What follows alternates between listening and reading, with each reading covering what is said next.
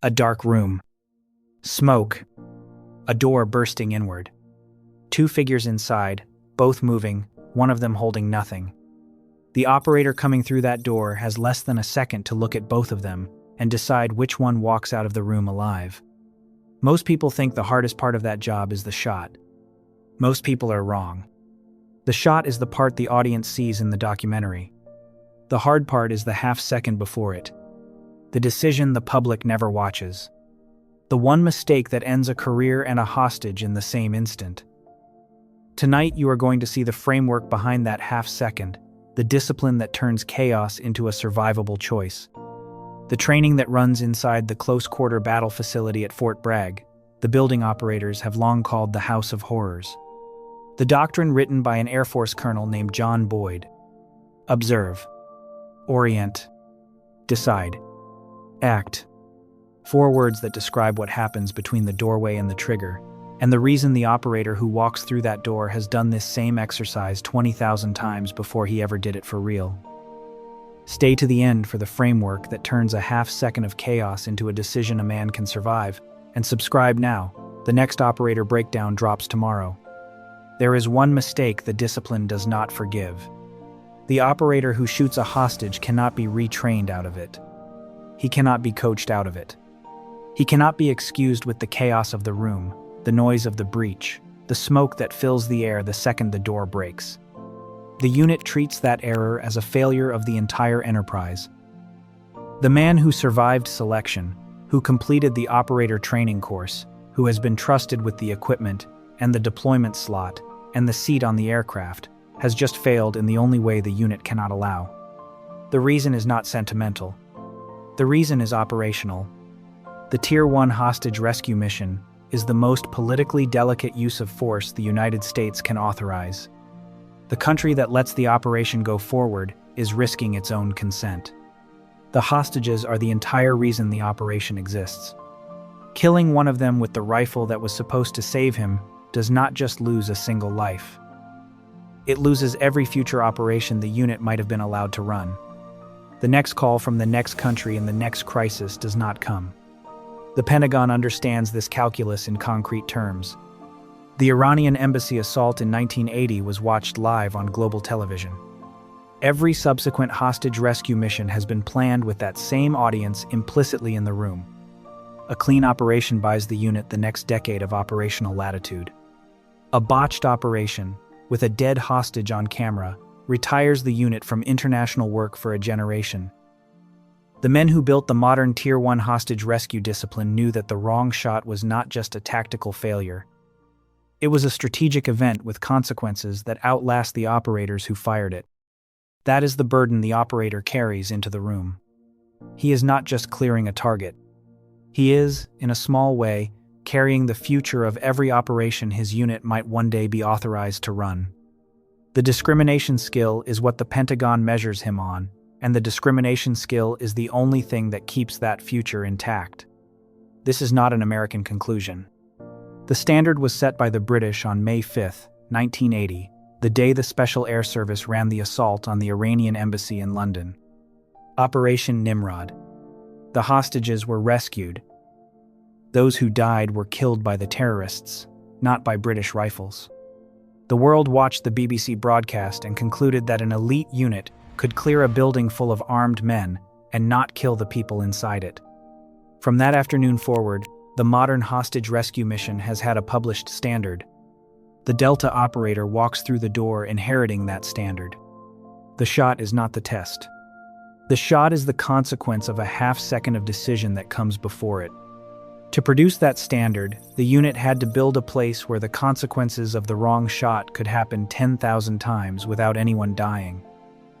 The place is a building at Fort Bragg that operators have referred to, for as long as the unit has existed, as the House of Horrors. The walls are reinforced. The doors are real. The targets are paper, but the targets are positioned to look like real people. Some of them hold weapons. Some of them hold telephones. Some of them hold nothing at all.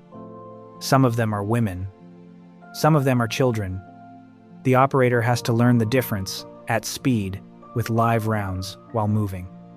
The training is built on repetition. The shoot house cycles every day the unit is at the compound. A new room layout. A new target configuration. A new lighting condition.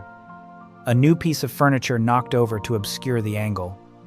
The operator who runs the same room twice in a week has not been doing his job, because the room is different every time he enters it. The point of the exercise is not the room. The point is the decision the room forces him to make. Live fire is non-negotiable. The unit decided in its first years of existence that the discrimination skill could not be trained with paint rounds or laser systems. The body has to know that the round it sends through the target is a real round. The mind has to know that the wrong target sends a real round into the wrong body. The training fails the moment the consequence becomes simulated. That is what makes the House of Horrors expensive.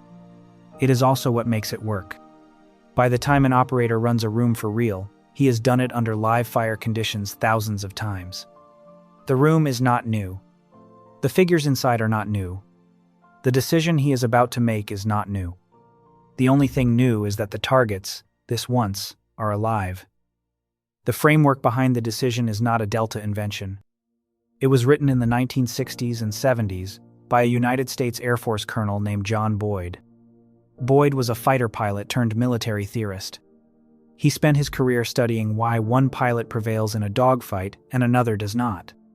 He concluded that combat outcomes are not decided by the better aircraft or the better pilot, but by the man who can complete a particular four-step cycle faster than his opponent. Observe. Orient.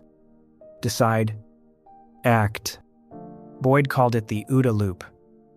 The fighter pilot who could close that loop in 2 seconds while his opponent took 3 seconds was the pilot who landed his missile first. Boyd's writing spread out of the fighter community and into every American military doctrine that involves a fast decision. Delta absorbed it. The OODA loop is the spine of the close-quarter battle discipline. In a room entry, the 4 steps are compressed into less than a second. Observe is the operator's eyes through the door. The shapes. The angles. The hands. Orient is the operator's mind taking the visual data and slotting it against everything the training has put inside him. Hostile. Hostage. Empty corner. Furniture. Decide is the half-step where the operator commits to the next action. Act is the muzzle moving to the threat, the trigger reset, the next round. A man who has not run the cycle 10,000 times cannot close it in less than a second. A man who has done it 10,000 times closes it faster than his conscious mind can name what it is doing. The reflex is the goal. The reflex is the entire point of the years of training, not the marksmanship. The marksmanship is downstream. The skill that is actually being built is the speed of orient and decide, the part of the cycle that happens between the eyes and the trigger, the part nobody outside the unit ever sees. That is what the half-second of chaos becomes after enough repetitions. It becomes routine. The decision is built on tells. A trained operator does not look at a figure inside the room and ask whether the figure is a threat. He looks at 3 things in sequence and the question answers itself. The first is hands. A hand is the only part of the human body that can deliver harm. The pistol is in a hand. The detonator is in a hand. The blade is in a hand. The operator's eye goes to the hands of every figure in the room within the first quarter second of entry, before he has even fully framed the figure as a person. Empty hands are a fact. Hands that hold an object are a fact that demands the second step. The second is the object the hands hold. The brain has to classify it in fractions of a second. Weapon. Communication device. Innocuous item. Unknown. The unit drills the operator on the classification until the categorization happens beneath conscious attention. A phone in a hand is not a threat. A phone-shaped object that turns out to be a detonator is a threat. The training has him double-check the object on every entry until checking it has become reflex. The third is posture. Hostages have a posture. They are crouched. They are turned inward. They are holding themselves still. Hostiles have a posture. They are standing. They are facing the door. They are oriented toward the entry the operator is coming through. The posture difference is unconscious in a real situation. A real hostage cannot fake the calm of an attacker. A real attacker cannot fake the helplessness of a hostage. The operator reads the difference at a speed he cannot articulate later, because his orient step has been trained to make the read without consulting his conscious mind. Hands, object, posture, 3 reads in less than half a second. By the time the operator's decide step finishes, the orient step has already labeled every figure in the room as a threat or a non-threat. The trigger pull, when it comes, is the cleanest part of the operation. This is the part the open loop at the start of this video pointed at. The skill that lets a Delta operator survive a room full of armed men is not marksmanship. Any infantryman can be trained to shoot. Plenty of Rangers can outshoot some Delta operators on a calm range with paper targets and unlimited time. The unit's edge has never been the shot. The unit's edge is the speed at which the decision in front of the shot becomes reflex. The orient step compressed until it disappears. The decide step compressed until it disappears. The whole OODA loop folded inside the half second between the door cracking open and the rifle coming up.